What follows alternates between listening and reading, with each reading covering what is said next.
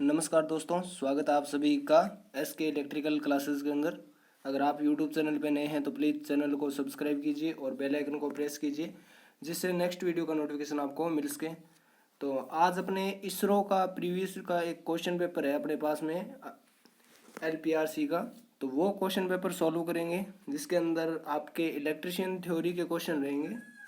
तो चलिए दोस्तों, आज के सेशन की शुरुआत करते हैं। और आज के क्लास का फर्स्ट क्वेश्चन आपकी स्क्रीन पे आ रहा है। फर्स्ट क्वेश्चन है आपके पास में कि गतिज प्रेरित विद्युत वाहक बल की दिशा द्वारा दी गई है। Direction of dynamic induce EMF is given by. तो गतिज प्रेरित विद्युत वाहक बल होता है, उसकी जो दिशा होती है वो किसके द्वारा अपने डिफाइन करते हैं। तो देखिए, एक तो होता है फ्लेमिंग का लेफ्ट हैंड रूल, और एक जो होता है वो होता है फ्लेमिंग का राइट हैंड रूल। फ्लेमिंग का जो लेफ्ट हैंड रूल लगता है ये अपने लगता है डीसी मोटर के अंदर, और फ्लेमिंग का राइट हैंड जो रूल लगता है ये लगता है डीसी जनरेटर के अंदर। अब लेफ्ट हैंड जो होता है वो क्या बताता है, ये बताता है मोटर के डायरेक्शन की दिशा, किसकी, मोटर के डायरेक्शन की दिशा।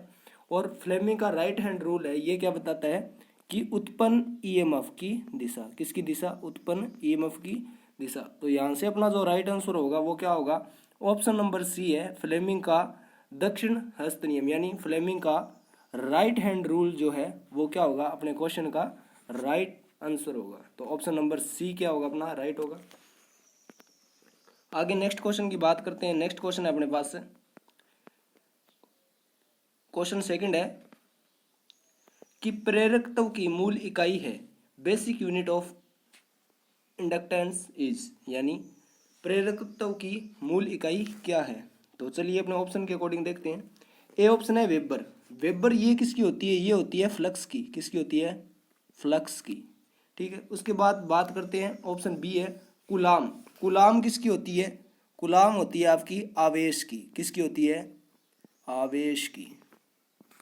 ऑप्शन सी है आपके पास में फेरड। फेरड ये किसकी होती है, ये होती है आपकी धारिता की, किसकी इकाई होती है, धारिता की। ठीक है, और डी ऑप्शन है आपके पास हेनरी। तो प्रेरकत्व की जो इकाई होती है वो क्या होती है, हेनरी, यानी डी ऑप्शन आपका क्या होगा, यहाँ से राइट आंसर होगा। चलिए नेक्स्ट क्वेश्चन की बात करते हैं।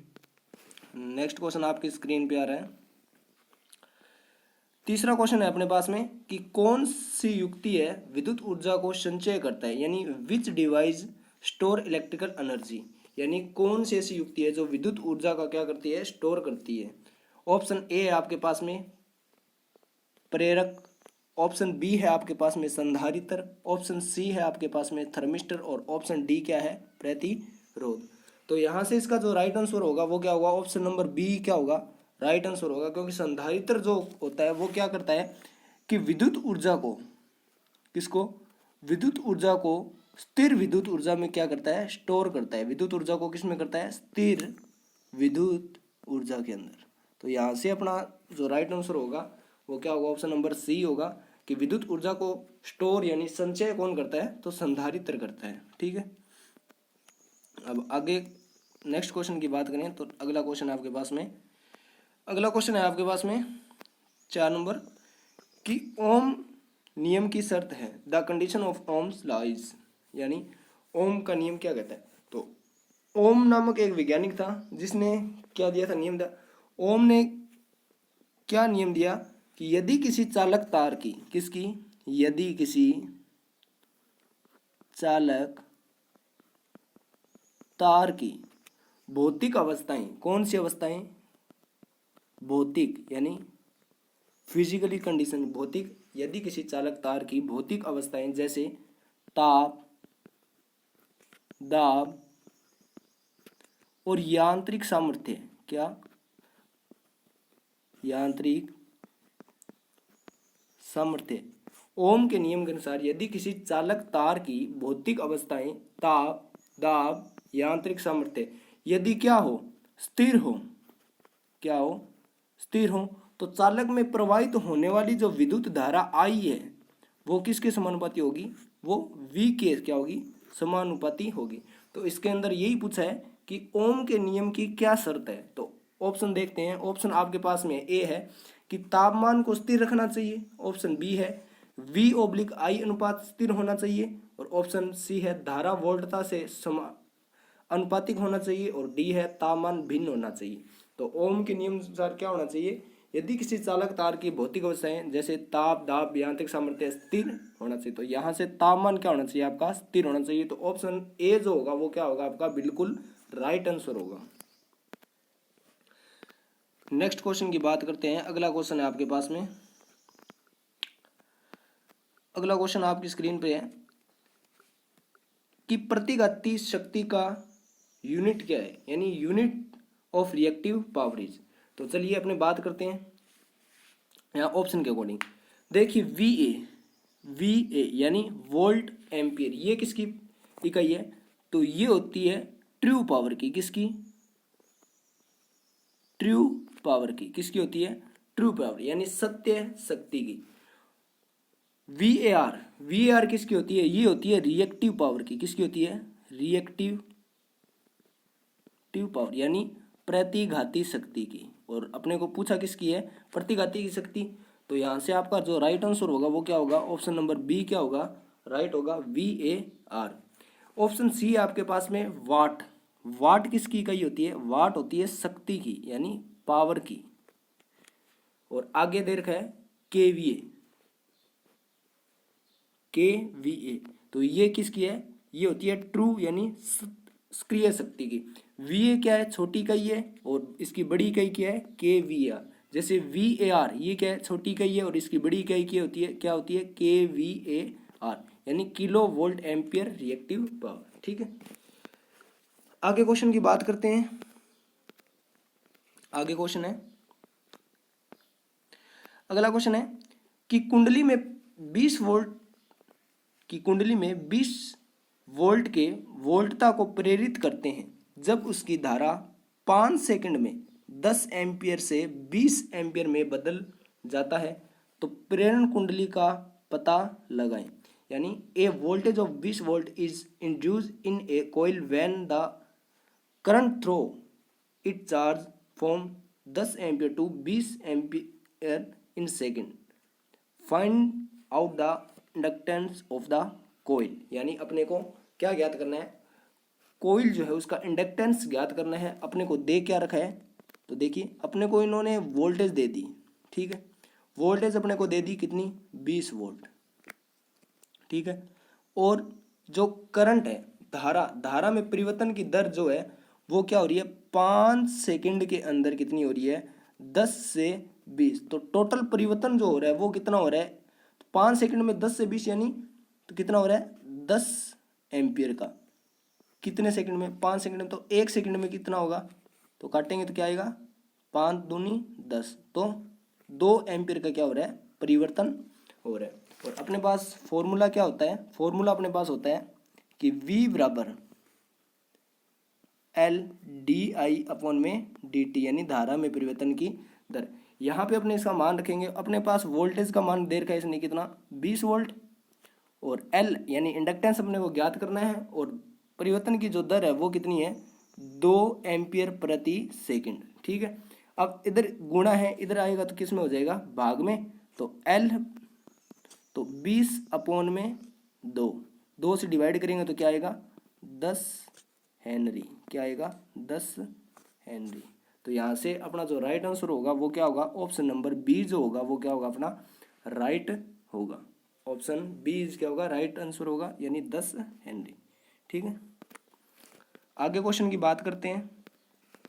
नेक्स्ट क्वेश्चन है अपने पास में कि एकल फेज एसी मोटर में संधारित्र का उपयोग के लिए किया जाता है, यानी single phase AC motor condenser is use for, यानी सिंगल फेज इंडक्शन मोटर के अंदर संधारित्र का अपने उपयोग क्यों करते हैं। तो ऑप्शन ए है कि फेज को विभाजित करने के लिए, ऑप्शन बी है धारा कम करने के लिए, और ऑप्शन सी है रेडियो व्यक्तिकरण को कम करने के लिए, और ऑप्शन डी है आपको हानि को कम करने के लिए। तो देखिए सिंगल फेज जो इंडक्शन मोटर होती है वो क्या होती है, नॉन सेल्फ स्टार्ट होती है। क्या होती है, नो सेल्फ स्टार्ट,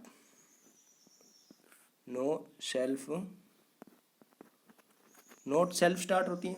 इसको सेल्फ स्टार्ट बनाने के लिए अपने क्या करते हैं कि इसके अंदर दो कुंडली होती है। सिंगल फेज इंडक्शन मोटर के अंदर कितनी कुंडली होती है? ये होती है रनिंग कॉइल,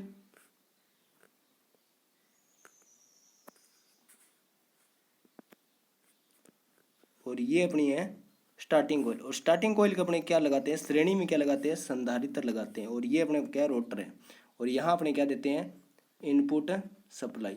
तो ये जो संधारित्र है, ये संधारित्र सी, ये क्या काम करता है,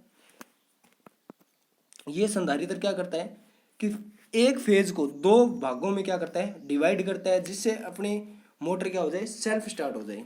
तो सिंगल फेज जो मोटर होती है उसके अंदर संधारित्र क्या करता है, फेज को विभाजित करने का कार्य करता है। यानी क्या करता है, फेज को विभाजित। तो यहाँ से अपना जो राइट आंसर होगा वो क्या होगा, ऑप्शन नंबर ए, कि फेज को विभाजित करने के लिए। ठीक है, नेक्स्ट क्वेश्चन की बात करें तो अगला क्वेश्चन है अपने पास में कि पैरा विद्युत सामर्थ्य होना चाहिए, ए डाइलेक्ट्रिक मटेरियल मस्ट बी, यानी पैरा विद्युत सामर्थ्य जो होता है वो क्या होना चाहिए। ऑप्शन ए है कि प्रतिरोध यानी रजिस्टर होना चाहिए। ऑप्शन बी है अर्धचालक यानी सेमीकंडक्टर होना चाहिए। और ऑप्शन सी है इंसुलेटर यानी विद्युत रोधक होना चाहिए। और ऑप्शन डी है अच्छा चालक यानी गुड कंडक्टर होना चाहिए। तो पैरा विद्युत पदार्थ जो होता है वो क्या होता है, एज ए इंसुलेटर की भांति कार्य करता है। तो पैरा विद्युत सामर्थ्य क्या होना चाहिए, विद्युत रोधक, यानी ऑप्शन सी जो होगा वो अपना क्या होगा, राइट आंसर होगा, यानी इंसुलेटर क्या होना चाहिए। ठीक है, नेक्स्ट क्वेश्चन की बात करें। अगला क्वेश्चन है कि बैटरी की क्षमता डैश में मापा जाता है। Capacity of battery is measure in, यानी बैटरी को अपने किसके अंदर मेजर करते हैं। तो देखिए, ए ऑप्शन दे रखा है एम्पियर। एम्पियर में किसको मेजर करते हैं, एम्पियर में अपने मेजर करते हैं धारा को, यानी इकाई, आई करंट को। ठीक है, ऑप्शन बी है वोल्ट में किसको मेजर करते हैं, वोल्टेज को। किसको करते हैं, वोल्टेज को। ऑप्शन सी है वाट में किसको मेजर करते हैं, पी यानी पावर, शक्ति को मेजर करते हैं। और ऑप्शन डी है अपने पास में एम्पियर, घंटे। तो यहाँ से जो अपना राइट आंसर होगा वो क्या होगा, ऑप्शन नंबर डी क्या होगा अपना राइट होगा, कि एम्पियर घंटे के अंदर क्या करते हैं, बैटरी की क्षमता का निर्धारण करते हैं या बैटरी की क्षमता को मापते हैं। ठीक है, नेक्स्ट क्वेश्चन है अपने पास में। अगला क्वेश्चन है अपने पास में कि विद्युत अपघट्य के विशिष्ट घनत्व को मापने के लिए निम्नलिखित में से कौन से यंत्र का उपयोग किया जाता है। Which one of the flowing instrument is use for measuring specific gravity of electrolyte. ठीक है, यानी इलेक्ट्रोलाइट जो होता है उसके अपने विशिष्ट घनत्व को मापने के लिए किसका उपयोग करते हैं, तो उसका अपने उपयोग करते हैं हाइड्रोमीटर का। ऑप्शन ए जो होगा वो क्या होगा, अपना राइट आंसर होगा, यानी हाइड्रोमीटर से अपने क्या करते हैं, विद्युत अपघट्य के विशिष्ट घनत्व को क्या करते हैं, मेजर करते हैं। ठीक है, लैक्टोमीटर से अपने क्या करते हैं, दूध की जो शुद्धता होती है, किसकी, दूध की शुद्धता का मापन किससे करते हैं, लैक्टोमीटर से करते हैं। और बैरोमीटर से क्या नापते हैं, वायु दाब मापते हैं। वायु दाब किससे मेजर करते हैं, बैरोमीटर से। और वोल्टमीटर से क्या करते हैं, वोल्टेज का मेजर करते हैं। तो यहाँ से ये आपको 3 ऑप्शन और हैं, तो देख लेना। आगे क्वेश्चन की बात करते हैं। नेक्स्ट क्वेश्चन है अपने पास में, अगला क्वेश्चन है अपने पास में कि 6 शेल है अपने पास में 1.5 वोल्ट के, और प्रत्येक को क्या करें, समांतर क्रम में जोड़ें तो निर्गत यानी आउटपुट वोल्टेज अपने को क्या मिलेगी। यानी 1.5 volt cell are connected in parallel, the output voltage is, यानी 6 सेल है अपने पास, इस प्रकार से 6 सेल है, सॉरी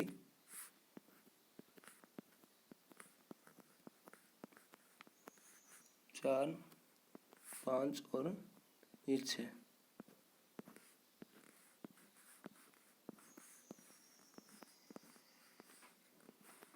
इस प्रकार से ये अपने पास 6 सेल है, इनको अपने किस में जोड़ दिया, और प्रत्येक कितना है, 1.5 1.5 वोल्ट का है, सारी कितने 1.5 वोल्ट के। तो यहाँ जो आउटपुट में आपको मिलेगा, यहाँ ये आउटपुट वोल्टेज, ये आपको कितनी प्राप्त होगी।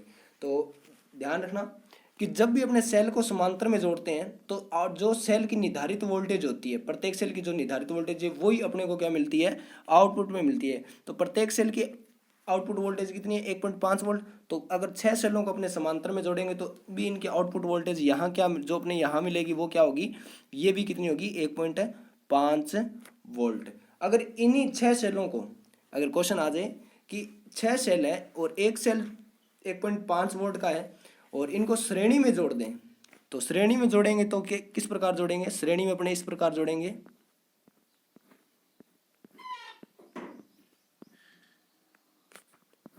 इस प्रकार जोड़ेंगे।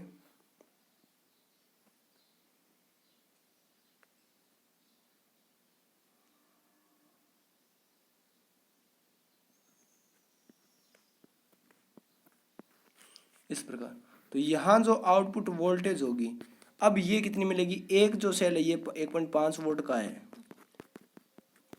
ठीक है। तो अब हम अपने को कैसे कैसे करेंगे, तो 1.5 इंटू 6, 15 छिका 90, यानी 9 वोल्ट अपने को क्या मिलेगी, आउटपुट में मिलेगी। तो यहाँ जो आउटपुट वोल्टेज होगी वो इस अब क्या होगी, 9 वोल्ट होगी, ठीक है। अगले क्वेश्चन की बात करते हैं। नेक्स्ट क्वेश्चन है अपने पास में कि एक ट्रांसफार्मर निम्नलिखित सिद्धांतों पर काम करता है। A transformer work on the principle of, transformer जो है वो किस सिद्धांत पर कार्य करता है। ऑप्शन ए है आपके पास में कि फेराडे का इलेक्ट्रोलाइसिस नियम, फेराडे का इलेक्ट्रोलाइसिस नियम। ऑप्शन बी है कि दो प्रेरित युग्मित परिपथों के बीच अन्योन्य प्रेरण का नियम। ऑप्शन सी है कुंडलियों का स्वतः प्रेरण यानी सेल्फ इंडक्शन ऑफ कॉइल। और ऑप्शन डी है प्राथमिक और द्वितीय के बीच चालन धारा। तो यहाँ से जो आपका राइट आंसर होगा वो ऑप्शन नंबर बी होगा। ट्रांसफार्मर जो होता है, ट्रांसफार्मर फेराडे के विद्युत चुंबकीय अन्योन्य प्रेरण के सिद्धांत पर क्या करता है, कार्य करता है, यानी mutual induction between two inductive coupled circuit. यानी ट्रांसफार्मर की स्ट्रक्चर कुछ इस प्रकार होती है। ये आपकी क्या होती है, प्राइमरी वाइंडिंग होती है, ये कोर होती है, और ये आपकी क्या होती है, सेकेंडरी वाइंडिंग होती है। इसको बोलते हैं सेकेंडरी वाइंडिंग, इसको बोलते हैं प्राइमरी वाइंडिंग। यहाँ अपने क्या देते हैं, इनपुट देते हैं, और यहाँ से अपने क्या लेते हैं, आउटपुट ले लेते हैं, ठीक है। तो ये जो है, ये दोनों कुंडलियां किस रूप से संयोजित है, ये जुड़ी हुई है आपकी चुंबकीय रूप से। किस प्रकार से, चुंबकीय रूप से। क्या इसमें कोई विद्युतीय संबंध है, नहीं, तो इसके अंदर कोई भी विद्युतीय संबंध नहीं है। ये किस रूप में संयोजित है, चुंबकीय रूप में संयोजित है। अगर आपको पूछ ले कि ट्रांसफार्मर की प्राइमरी वाइंडिंग और सेकेंडरी वाइंडिंग दोनों के मध्य विद्युत प्रतिरोध कितना होता है, तो विद्युत प्रतिरोध जो होता है वो इन दोनों कुंडलियों के बीच में क्या होगा, अनंत होगा। क्या होगा, अनंत होगा। क्यों अनंत क्यों होगा, क्योंकि दोनों क्या है, अलग अलग है, दोनों क्या है, ओपन है, दोनों इलेक्ट्रिकली कपल्ड नहीं है। दोनों इलेक्ट्रिकली कपल्ड न होने की वजह से दोनों का जो विद्युत प्रतिरोध होगा प्राइमरी वाइंडिंग और सेकेंडरी वाइंडिंग के मध्य का, वो क्या होगा, अनंत होगा, ठीक है। नेक्स्ट क्वेश्चन की बात करते हैं अपने। अगला क्वेश्चन है अपने पास में कि ट्रांसफार्मर के लिए ताजे पेरा विद्युत तेल का रंग है। The colour of fresh electrical oil of the colour of fresh dielectric oil for transformer is. Option A है कि हल्का पीला यानी प्लेन येलो। ऑप्शन बी है ब्राउन। ऑप्शन सी है गहरा भूरा यानी डार्क ब्राउन। ऑप्शन डी है रंगहीन यानी कलर लेंस। तो ऑप्शन ए जो होगा वो क्या होगा आपका यहाँ से राइट आंसर होगा, यानी हल्का पीला। जो ट्रांसफार्मर जो शुद्ध अवस्था के अंदर जो तेल होता है वो क्या होता है, हल्का पीला रंग का होता है, ठीक है। अगले क्वेश्चन की बात करते हैं। नेक्स्ट क्वेश्चन आपके पास में कि विद्युत कृषण के लिए सबसे उपयुक्त मोटर है, यानी most suitable motor for electrical traction is, यानी विद्युत कृषण के अंदर जो अपने मोटर का उपयोग करते हैं वो कौन सी होती है। ऑप्शन ए है DC shunt motor. Option B है डीसी श्रेणी मोटर। ऑप्शन सी है कि डीसी मिक्सचर मोटर यानी कंपाउंड मोटर। और ऑप्शन डी है इनमें से कोई नहीं। तो देखिए विद्युत कृषण यानी ट्रैक्शन कार्यों के लिए अंदर जो अपने मोटर का उपयोग करते हैं वो होती है डीसी श्रेणी मोटर। ऑप्शन बी जो होगा वो अपना क्या होगा, राइट आंसर होगा। DC shunt motor, shunt motor का उपयोग कहाँ करते हैं, जहां पर अपने को स्थिर गति की आवश्यकता हो वहां पर अपने किस मोटर का उपयोग करते हैं, डीसी शंट मोटर का उपयोग करते हैं। और डीसी कंपाउंड यानी मिक्सचर मोटर, इस मोटर का उपयोग करते हैं अपने कहाँ, एलिवेटर्स के अंदर, लिफ्ट के अंदर, एलिवेटर्स के अंदर किसका उपयोग करते हैं, डीसी कंपाउंड मोटर का। और श्रेणी मोटर का कहाँ करते हैं, तो विद्युत कर्षण यानी खींचने वाले कार्यों के अंदर। ठीक है, नेक्स्ट क्वेश्चन है आपका, नेक्स्ट क्वेश्चन है कि डीसी शंट मोटर के घूर्णन की दिशा के अंतर परिवर्तन करके उलट हो सकती है। The direction of rotation of A DC shunt motor can be reversed by interchanging, यानी अपने किस को इंटरचेंज कर कर डीसी शंट मोटर की घूर्णन दिशा को परिवर्तित कर सकते हैं। तो देखिए, डीसी जो शंट मोटर होती है उसकी स्ट्रक्चर कुछ इस प्रकार होती है। ये अपने पास क्या है, आर्मेचर, और ये क्या है, शंट वाइंडिंग, और ये क्या है, सप्लाई वोल्टेज या इनपुट वोल्टेज। ठीक है, यहाँ पे आने वाली धारा आई ए यानी आर्मेचर, और ये धारा आई एस एच यानी शंट फील्ड धारा, और ये कौन सी धारा है, आई एल यानी लोड धारा। ठीक है, तो अब ये क्वेश्चन है कि डीसी शंट मोटर के घूर्णन की दिशा, तो घूर्णन दिशा बदलने के लिए डीसी मोटर के अंदर अपने क्या करते हैं, या तो अपने बदलते हैं आर्मेचर के टर्मिनल, किसके, आर्मेचर के टर्मिनल, या किसके, फील्ड वाइंडिंग के, किसके, फील्ड वाइंडिंग, यानी आर्मेचर या फील्ड वाइंडिंग के टर्मिनलों को परिवर्तित कर अपने क्या कर सकते हैं, मोटर के घूर्णन की दिशा को क्या कर सकते हैं, परिवर्तित कर सकते हैं। अगर दोनों को अपने एक साथ इकट्ठा चेंज कर दें, या यानी आर्मेचर के भी टर्मिनल चेंज कर दिए और फील्ड वाइंडिंग के भी चेंज कर दिए, तो मोटर के घूर्णन की दिशा अपनी परिवर्तित नहीं होगी। केवल और केवल मोटर की घूर्णन दिशा कब परिवर्तित होगी, जब या तो अपने आर्मेचर के करेंगे या फील्ड वाइंडिंग, दोनों में से किसी एक के टर्मिनल इंटरचेंज करने पर मोटर की जो घूर्णन दिशा होती है वो क्या हो जाती है, चेंज हो जाती है। तो देखते हो ऑप्शन यहाँ से, ऑप्शन ए आपके पास में प्रदाय टर्मिनलों यानी सप्लाई टर्मिनल को चेंज करके, नहीं, सप्लाई टर्मिनल को चेंज कर अपने मोटर के घूर्णन की दिशा को चेंज नहीं कर सकते हैं। ऑप्शन बी है आपके पास में केवल आर्मेचर टर्मिनलों को, ऑप्शन बी क्या है, केवल आर्मेचर को। ऑप्शन सी है केवल फील्ड टर्मिनलों को, यानी द फील्ड टर्मिनल ओनली।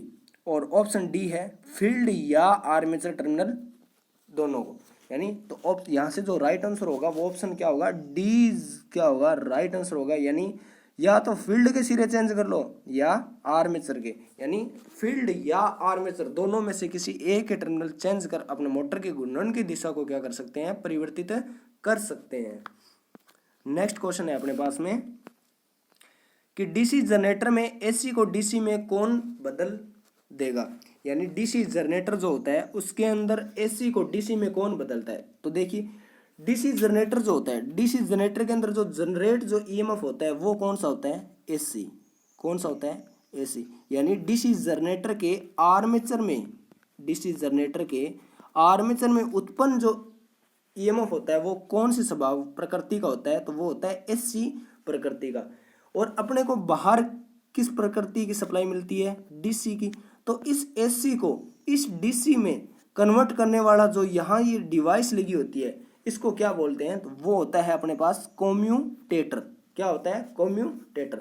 अब बात करें कम्यूटेटर की, तो कम्यूटेटर किसका बना होता है, तो ये बना होता है हार्ड ड्रॉन कॉपर। किसका, हार्ड ड्रॉन कॉपर का, यानी कठोर कर्षित तांबा। किसका, कठोर, हार्ड यानी कठोर, कर्षित तांबा का।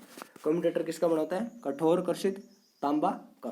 और कम्यूटेटर को साफ करने के लिए किसका उपयोग करते हैं, CTC, carbon tetra chloride, CTC यानी कार्बन टेट्रा क्लोराइड। और कम्यूटेटर की आकार अगर पूछ ले तो किस आकृति का होता है, तो ड्रम आकृति का। किसका आकृति होता है, ड्रम शेप का होता है। ठीक है, और पूछ ले कि कम्यूटेटर के सेगमेंट किस आकृति में होते हैं, तो कम्यूटेटर के जो सेगमेंट होते हैं वो होते हैं वी आकृति में। किस आकृति में होते हैं, वी आकृति में होते हैं। ठीक है, नेक्स्ट क्वेश्चन की बात करते हैं। अगला क्वेश्चन आपकी स्क्रीन पे आ रहा है। नेक्स्ट क्वेश्चन है कि एक प्रेरण मोटर का स्टेटर कोर डैश से बना होता है, यानी stator core of N induction motor is made of, यानी एक प्रेरण मोटर है उसके स्टेटर की जो कोर होती है वो किसकी बनी होती है। ऑप्शन ए है आपके पास में कि laminated cast iron, option B है माइल्ड स्टील, ऑप्शन सी है सिलिकॉन स्टील स्टेपिंग और ऑप्शन डी है नरम लकड़ी यानी सॉफ्ट वुड। तो ऑप्शन सी जो होगा वो आपका यहाँ से क्या होगा, राइट आंसर होगा, क्योंकि प्रेरण मोटर के अंदर जो स्टेटर कोर होती है, क्या स्टेटर कोर, इसको बनाते हैं अपने सिलिकॉन स्टील की लेमिनेटेड पत्तियों को स्टैंपिंग करके। किससे, सिलिकॉन स्टील की लेमिनेटेड पत्तियों को स्टैंपिंग करके क्या करते हैं, बनाते हैं। क्यों बनाते हैं, क्योंकि सिलिकॉन स्टील से अपने क्या होती है, हिस्टेरिसिस जो लॉस होता है, कौन सा लॉस, हिस्टेरिसिस, हिस्टेरिसिस जिसे अपने बोलते हैं लूप सत्यानिया। हिस्टेरिसिस लॉस जो होता है वो सिलिकॉन स्टील से कम होता है और छोटे छोटे भागों में स्टैंपिंग करके बनाया जाता है। इससे क्या होता है, भंवर धारा आनी, कौन सी, भंवर धारा यानी एडी करंट धारा, एडी करंट जो लॉस होता है वो लॉस को कम करने के लिए अपने क्या करते हैं, कोर जो होती है उसको सिलिकॉन स्टील की लेमिनेटेड पत्तियों को स्टैंपिंग करके क्या करते हैं, बनाते हैं। तो सिलिकॉन स्टील बनाने का रीजन क्या है, हिस्टेरिसिस हानि को कम करने के लिए, और स्टैंपिंग करने का क्या है, लेमिनेटेड और स्टैंपिंग करने का उद्देश्य क्या है, भंवर हानियों को कम करने के लिए। ठीक है, नेक्स्ट क्वेश्चन है आपकी स्क्रीन पर, नेक्स्ट क्वेश्चन है आपके पास में कि एक प्रेरण मोटर के तुल्यकालिक चाल यानी सिंक्रोनस स्पीड और वास्तविक चाल यानी एक्चुअल स्पीड के बीच के अंतर के नाम से जाना जाता है, यानी सिंक्रोनस गति NS और वास्तविक चाल यानी NR। वास्तविक चाल क्या होगी, रोटर की गति, तो NS माइनस NR यानी तुल्यकालिक गति और रोटर गति के बीच के अंतर को अपने क्या कहते हैं, इसको कहते हैं स्लिप। क्या कहते हैं, स्लिप, और हिंदी में क्या बोलते हैं इसे, पर्ची। हिंदी में क्या बोलते हैं, पर्ची। तो यहाँ से अपना जो राइट आंसर होगा वो क्या होगा, ऑप्शन नंबर सी क्या होगा, राइट आंसर होगा, यानी तुल्यकालिक गति और रोटर गति के बीच के अंतर को क्या कहते हैं, स्लिप कहते हैं। अगर आपसे क्वेश्चन पूछ लें कि सिंक्रोनस मोटर के अंदर, किसके अंदर, सिंक्रोनस मोटर के अंदर स्लिप का मान होता है, तो याद रखना सिंक्रोनस मोटर के अंदर सदैव और सदैव स्लिप का मान जो होता है, सिंक्रोनस मोटर के अंदर सदैव और सदैव स्लिप का जो मान होता है वो क्या होता है, शून्य होता है। क्या होता है, शून्य होता है। अगर आपको पूछ ले कि इंडक्शन मोटर स्टार्टिंग के अंदर, किसमें, स्टार्टिंग में इंडक्शन मोटर में स्लिप का मान होता है, तो स्टार्टिंग में इंडक्शन मोटर में स्लिप का जो मान होगा वो क्या होगा, इकाई होता है। ठीक है, स्टार्टिंग में इंडक्शन मोटर में स्लिप का मान क्या होता है, इकाई, और सिंक्रोनस मोटर के अंदर स्लिप का मान क्या होता है, शून्य होता है। तो ये कुछ बातें याद रखना। नेक्स्ट क्वेश्चन की बात करते हैं अपने पास, अगला क्वेश्चन है आपकी स्क्रीन पर कि एक तुल्यकालिक मोटर को तुल्यकालिक संधारित्र कहा जाता है जब वह होता है, a synchronous motor is sell a synchronous capacitor when it is, यानी तुल्यकालिक मोटर को तुल्यकालिक संधारित्र कब कहते हैं। ऑप्शन ए है कि अंडर एक्साइटेड यानी अंडर एक्साइटेड, ऑप्शन बी है ओवर एक्साइटेड, ऑप्शन सी है अंडर लोडेड और ऑप्शन डी है ओवरलोडेड। तो तुल्यकालिक जो मोटर होती है उसको तुल्यकालिक संधारित्र किस अवस्था में कहते हैं, ओवर एक्साइटेड, यानी जब आपकी सिंक्रोनस मोटर रिसीविंग लोड पर, कौन सी साइड, रिसीविंग साइड पर ओवर एक्साइटेड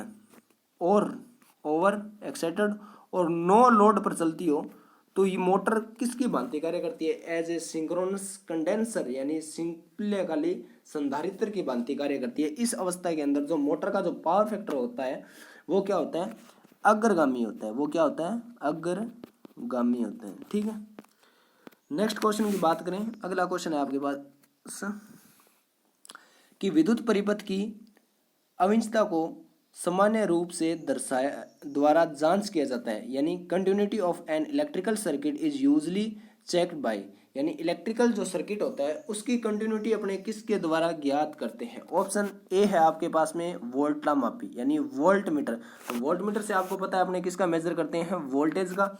ऑप्शन बी है एम्पियर मीटर, और एम्पियर मीटर का आपको पता है किससे मेजर करते हैं, धारा का, यानी आई करंट का मेजर करते हैं। तो ऑप्शन सी है ओम मीटर। और अपने को पूछा है कंटिन्यूटी और कौन सी सर्किट की, तो इलेक्ट्रिकल सर्किट। तो इलेक्ट्रिकल सर्किट की कंटिन्यूटी अपने किससे जांच करते हैं, ओम मीटर से। तो ऑप्शन सी जो अपना होगा वो राइट आंसर होगा। ओम मीटर से अपने कंटिन्यूटी भी जांच करते हैं और ओम मीटर से अपने रेजिस्टेंस भी ज्ञात करते हैं। अगर आपको पूछ ले कि बड़े परिपथों का यानी बड़े सर्किटों में कंटिन्यूटी टेस्ट के लिए किसका उपयोग करते हैं, तो वहां अपने करेंगे मेगर का। या आपसे पूछ ले भूमि की कंटिन्यूटी जांच करने के लिए किसका उपयोग करते हैं, तो वहां करेंगे मेगर का। ठीक है, तो चलिए दोस्तों आज के लिए इतने ही। बाकी अपने क्वेश्चन करेंगे नेक्स्ट वीडियो के अंदर। और अगर आप चैनल पे नए हो तो प्लीज़ चैनल को सब्सक्राइब कीजिए और अपने दोस्तों के अंदर शेयर कीजिए। और अगर आपको क्वेश्चन सॉल्व कराने का कंटेंट अच्छा लगे तो प्लीज़ वीडियो को ज़्यादा से ज़्यादा शेयर कीजिए। तो मिलते हैं नेक्स्ट वीडियो के अंदर, तब तक के लिए जय हिंद जय भारत।